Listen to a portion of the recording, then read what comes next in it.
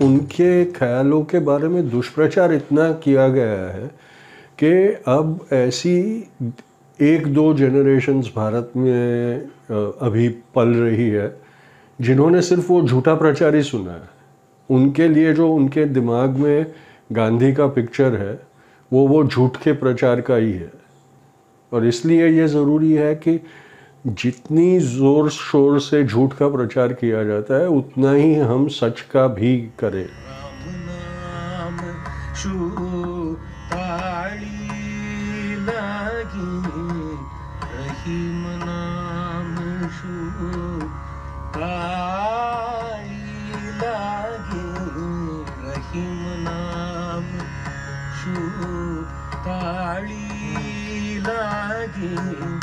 सकळ तीरथ तेणा तनु मारे राम नाम शूताळी लागी सकळ तीरथ। मुझे लगता है कि जो आखिरी 4 साल उनकी ज़िंदगी थे वो उनकी ज़िंदगी के सबसे ट्रैजिक साल थे, क्योंकि उन्होंने अपनी बिलीफ जो थी, अपनी मान्यता थी, अपनी धारणा थी, उसको चकनाचूर होते हुए देखा। उन्होंने ये मान लिया था कि भारत के लोग सारे अहिंसक है, हमारी संस्कृति अहिंसक है, लेकिन आखिरी सालों में डायरेक्ट एक्शन डे के बाद जो उन्होंने देखा और महसूस किया, हम कितनी आसानी से हिंसक बन जाते थे, कितनी आसानी से मारने पर आमादा हो जाते थे। ये जब देखा उन्होंने तो सबसे बड़ा प्रश्न चिन्ह उनके सामने उठा कि जिनको मैंने अहिंसक संस्कृति माना था वो क्या सही में अहिंसक संस्कृति है कि। और तब से जाकर उनका जो भरोसा था वो टूटता रहा, सोशली भी और पॉलिटिकली भी। जब पंजाब के पार्टीशन को कांग्रेस ने एंडोर्स किया तब नोआखाली में होते हुए भी उन्होंने ये प्रश्न उठाया था कि क्या कांग्रेस जानती है कि ये उन्होंने क्या कदम उठाया है और इस कदम से आगे चल के पूरे देश का बंटवारा होना बहुत स्वाभाविक हो जाएगा। इतनी बारीक बारीक चीज़ों पर भी वो ध्यान रख रहे थे। तो एक तरफ उनको पॉलिटिकल बिट्रेयल महसूस हो रहा था, दूसरी तरफ सोशल बिट्रेयल महसूस हो रहा था। इसलिए मैंने कहा कि आखिरी जो 4 साल थे, जो आदमी हमेशा ये कहता था कि मैं 125 साल जीने वाला हूँ, आखिरी 4 सालों में मौत की बात करने लगा कि बस अब बहुत हो गया, अब मर जाऊँ तो बेहतर होगा करके। तो ये जो निराशा उनकी, ये जो चेंज आया, वो इसलिए आया कि उन्होंने अपने पूरे जीवन का जो कार्य था उसको उन आखिरी 4 सालों में करप्ट होते हुए देखा।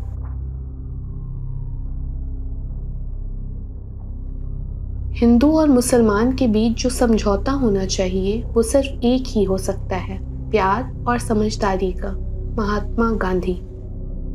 हमें हिंदू और मुसलमान के बीच एकता की तरफ बढ़ना होगा, क्योंकि यही हमारे देश की ताकत है।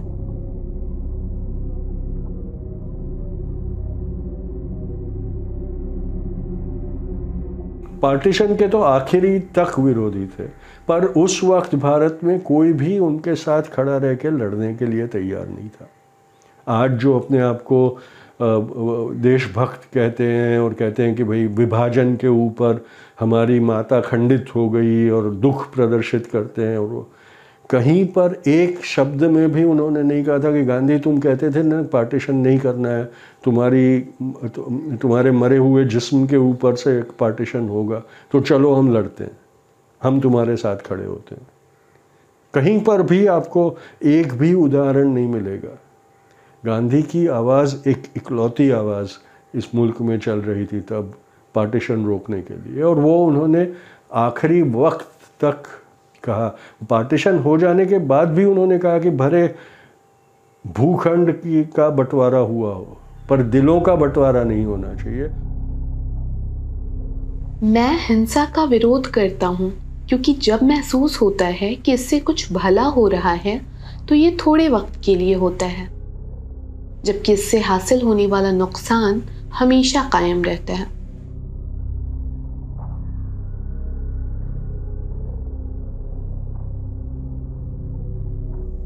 नोआखाली में बापू, बीबीसी की एक रिपोर्ट से कुछ अंश।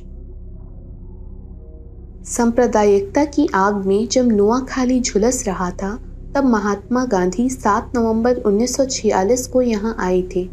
नोआखाली आने के बाद महात्मा गांधी ने हिंसा प्रभावित गांवों की पदयात्रा शुरू की। 4 महीनों की अपनी पदयात्रा के दौरान वे नंगे पांव रहे। उनका मानना था कि नोआखाली एक शमशान भूमि है जहां हजारों बेकसूर लोगों की समाधियां हैं। ऐसी जगहों पर चप्पल पहनना मृत आत्माओं के प्रति अपमान है। 46 में जो हुआ कलकत्ता में, उसकी अगर हिस्ट्री पढ़ें तो आपको दिखाई देगा कि 3 वेव्स हुए थे उसमें। सबसे पहले मुस्लिम लीग ने अपने गुंडे अनलीश किए और हिंदुओं का कत्लेआम हुआ डायरेक्ट एक्शन डे के इमीडिएट आफ्टरमैथ में। उसके बाद हिंदू बैकलैश आया और मुसलमानों को काटा गया। उसके बाद उसका रेपरकशंस नोआखाली में, जहाँ मुसलमान मेजॉरिटी में था और हिंदू माइनॉरिटी में था, वहाँ आया। और नोआखाली में जो हुआ उसका बैकलैश बिहार में आया, जहाँ हिंदुओं ने मुसलमानों को काटा। तो ये हेट की चेन रिएक्शन शुरू हुई थी। तो बापू ने कहा कि नहीं, अब अगर इस आग को मैं नहीं रोकता तो ये मुल्क बचेगा नहीं, और इसलिए वो नोआखाली जाने के लिए निकले। नोआखाली गए। नोआखाली में करीबन 3 से 4 महीने बहुत ही हॉस्टाइल एटमॉस्फियर में उन्होंने काम किया, क्योंकि मुस्लिम लीग उनको टारगेट कर रही थी कि तुम यहाँ क्यों आए हो हिंदुओं को बचाने, बिहार में मुसलमान कट रहा है, वहाँ क्यों नहीं जाते। उनके रास्ते में अवरोध डाले। लेकिन बापू, आप देखेंगे अगर नोआखाली की कलेक्टेड वर्क्स में आप देखिए, नोआखाली में जो बापू का मार्च था उसका रूट आपको दिखाई देगा। आपको दिखाई देगा कि वो वहीं से चले जहाँ दंगे सबसे ज़्यादा और भयानक स्वरूप में हुए थे। उन्हीं गांवों में वो गए और इनिशियली पुलिस फोर्स और सब उनके साथ दिया गया था, उनको सबको उन्होंने हटा दिया। और स्ट्रैटेजी क्या इस्तेमाल की, उन्होंने कहा हम जत्थे में नहीं जाएंगे, सारे के सारे बिखर जाओ और मेरे हर एक रिप्रेजेंटेटिव ने एक गांव में जाके काम करना है। प्यारेलाल नैयर को एक गांव में भेज दिया, सुशीला नैयर को दूसरे गांव में भेज दिया। इस तरह सारे जो उनके साथी थे उनको एक एक गांव दे दिया, बोले जाके वहाँ काम करो, वहाँ शांति प्रस्थापित करो, और जो भी हालात में रहना पड़े रहो, उनके बीच में रहो। इसीलिए उन्होंने ये भी प्रतिज्ञा ली कि मैं मुसलमान के घर में उसका मेहमान बन के रहूँगा, अगर मुसलमान मुझे बुलाता है तो, वरना मैं किसी पेड़ के नीचे भी पड़ा रहूँगा, मुझे कोई फ़र्क नहीं पड़ता, पर मैं रहूँगा उनके बीच, वो चाहे ना चाहे मैं उनके बीच ही रहूँगा। और ये जो एक प्रयोग था वो शॉकिंग था मुसलमानों के लिए भी कि यार ये बूढ़ा डरता ही नहीं है हमसे, हमारे बीच में आकर अपनी बात करता है, हमें जो सुनना है वो सुनने बोलता नहीं है, अपनी बात करता है, अगर हमें डांटना है तो डांट भी देता है, हमको झिझकता नहीं है। और वो डांटने के बाद अपने उनके कंधे पे हाथ रख के बैठते थे, बोले कुछ समझे कि नहीं समझे। और वो मुसलमान समझता था नोआखाली का। 3 महीने में उनके पीछे पूरा प्रेस कोर चल रहा था। शुरुआत में उन्होंने कहा कि ये क्या कर सकेगा बूढ़ा, अकेला चल रहा है, हर रोज़ एक गांव से दूसरा गांव जाता है, उससे कोई फ़र्क पड़ेगा क्या। पर half way through that tour, आप रिपोर्ट्स पढ़िए, जो उस टूर के रिपोर्ट्स आ रहे थे, रिपोर्टर्स लिख रहे थे कि नज़र में आ रहा है कि फ़र्क पड़ रहा है।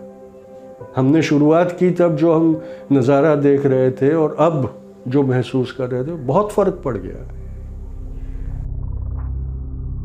अहिंसा के लिए 2 तरह के विश्वासों की ज़रूरत होती है। पहला ईश्वर पर यकीन और दूसरा इंसानों पर भरोसा। नोआखाली में टिके हुए हिंदू को उन्होंने आश्वासन दिया था कि आज़ादी के बाद मैं तुम्हारे बीच रहकर तुम्हारी हिफाजत करूंगा, और जिसके कारण वो आज़ादी के कुछ हफ्ते पहले नोआखाली के लिए पंजाब से रवाना हुए। कलकत्ता जब पहुँचे तो मुसलमानों ने आके कहा कि हमें खतरा है, आज़ादी के बाद शायद हम सबको मार दिया जाएगा, क्योंकि तैयारियां हो रही। शूरावर्दी, जिसे बुचर ऑफ कलकत्ता कहा जाता था, जिसने डायरेक्ट एक्शन डे के बाद बतौर चीफ मिनिस्टर पूरा हत्याकांड मास्टरमाइंड किया था 2002 की तरह, उस शूरावर्दी ने बापू को आके कहा कि तुम मेरी हिफाजत नहीं करोगे तो मेरी पूरी कौम काट दी जाएगी। बापू ने क्या कहा कि मैंने वचन नोआखली में हिंदुओं को दिया है और मुझे उनकी हिफाजत करने वहाँ जाना है, मैं वचनबद्ध हूँ, पर अगर तुम चाहते हो कि मैं तुम्हारी हिफाजत करूँ तो तुम्हें मुझे वचन देना पड़ेगा कि नोआखली के हिंदू के सर का बाल तक बाका नहीं होगा। और क्या हुआ नतीजा? कलकत्ता में गांधी ने मुसलमानों को बचाया, पर कलकत्ता में रहते हुए उसने नोआखली के हिंदुओं को भी बचाया।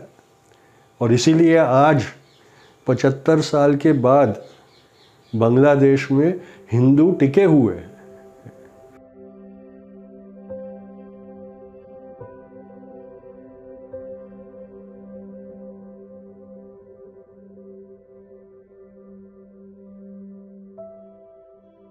कलकत्ता में शूरावर्दी के साथ हैदरी हाउस में रहे, जो एक सीमा मानी जाती थी। एक तरफ हिंदुओं की बस्ती, दूसरी तरफ गरीब मुसलमानों की बस्ती, और हमेशा वहाँ दंगे होते थे, भड़काया जाता था। जो पूरा 15 दिन वहाँ रहे, उन्होंने कट्टरवादियों का सामना वहाँ किया।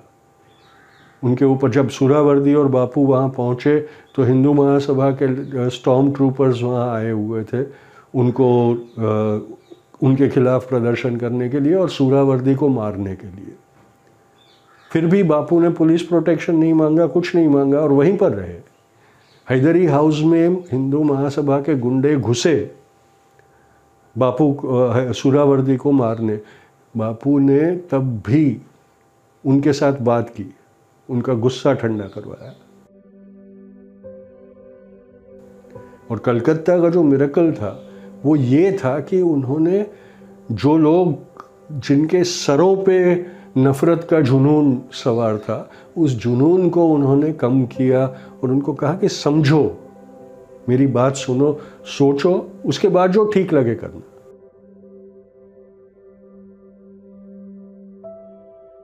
मैदान में प्रेयर मीटिंग्स करी, कट्टरवादियों के बीच जाकर बातें की उनके साथ, उनके नेताओं के साथ बातें की कि क्या कर रहे हो तुम, और तुम जानते हो कि तुम जो कर रहे हो, तुमको लगता है कि वो प्रजाति के लोगों को तुम परेशान कर रहे हो, लेकिन अपने विनाश के बीज बो रहे हो तुम।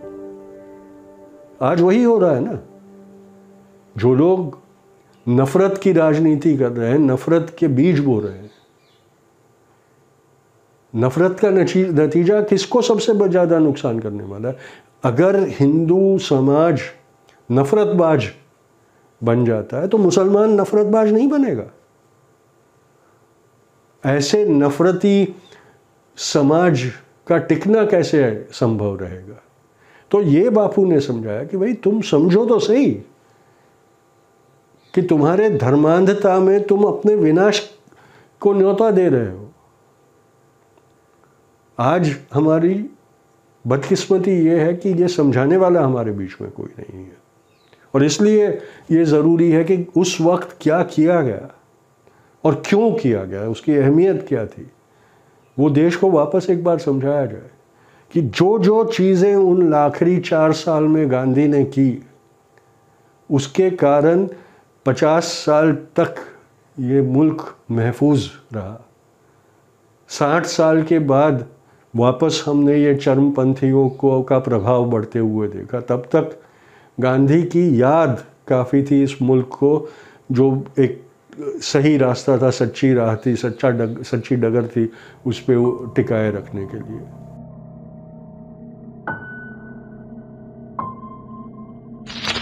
The light has gone out of our lives and there is darkness everywhere, and I do not quite know what to tell you and how to say it. Our beloved leader, Bapu, as we called him, the father of the nation, is no more.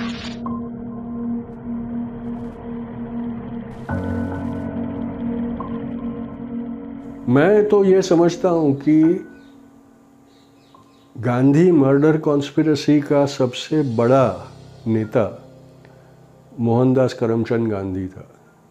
वो समझ गए थे कि ये जो पागलपन का दौर मेरे मुल्क में सवार है अभी, उस हैवानियत में से उसको अगर बाहर निकलना है तो एक ऐसा झटका दिया जाए जो सबको दिलों तक लगे, और वो सिर्फ और सिर्फ बापू का कत्ल हो सकता था। और वही हुआ। बापू के कत्ल ने जैसे एक पानी की बौछार कर दी उस नफरत की आग पर, उसको बुझा दिया। गिल्ट का एहसास आया क्योंकि सबको ये पता चला, सबको ये एहसास आया कि कहीं ना कहीं उन 3 गोलियों में से एक गोली मेरी चली हुई थी, मेरा कारण था या तो उन गोलियों के लगने में या तो उस बंदूक के घोड़े को चलाने में। कहीं ना कहीं मैंने पार्टिसिपेट किया। एक बाप का कत्ल, हर हिंदुस्तानी को एक एहसास हुआ कि मैंने ही मेरे बाप का कत्ल किया।